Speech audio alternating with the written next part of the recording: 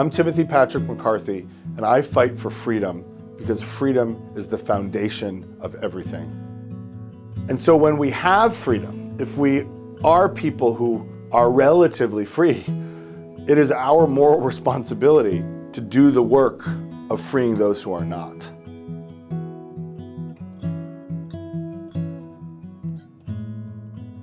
I think I first discovered that modern slavery still exists when I read Kevin Bales's 1999 book, Disposable People.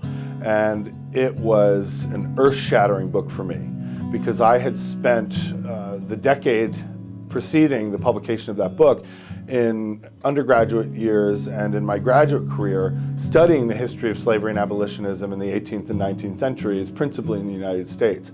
And so to read a book by a distinguished scholar that laid out not only the case for abolition in the 20th century and 21st century, but the realities, the brutal realities of slavery that existed right now in the present, in the modern era, really shook me.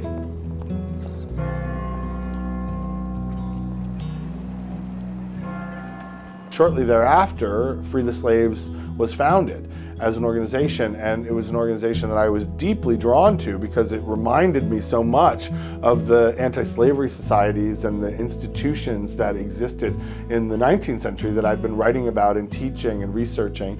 And this was a modern day abolitionist organization that was meeting the challenge and the crisis of modern day slavery.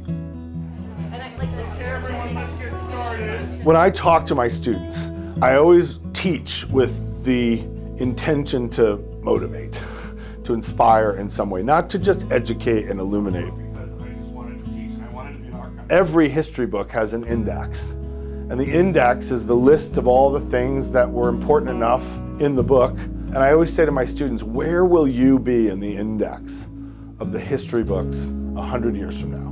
What will you have done in this life to be an agent of history, to make history while we're living?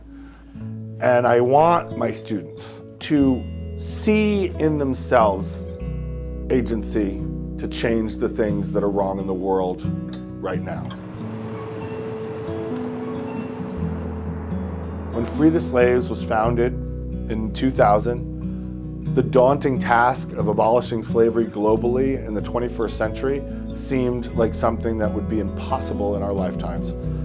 And it is certainly an equally daunting task now, as daunting as it was in the 19th century. And yet we have resources, we have people, we have organizations, and increasingly we have the will to do the impossible.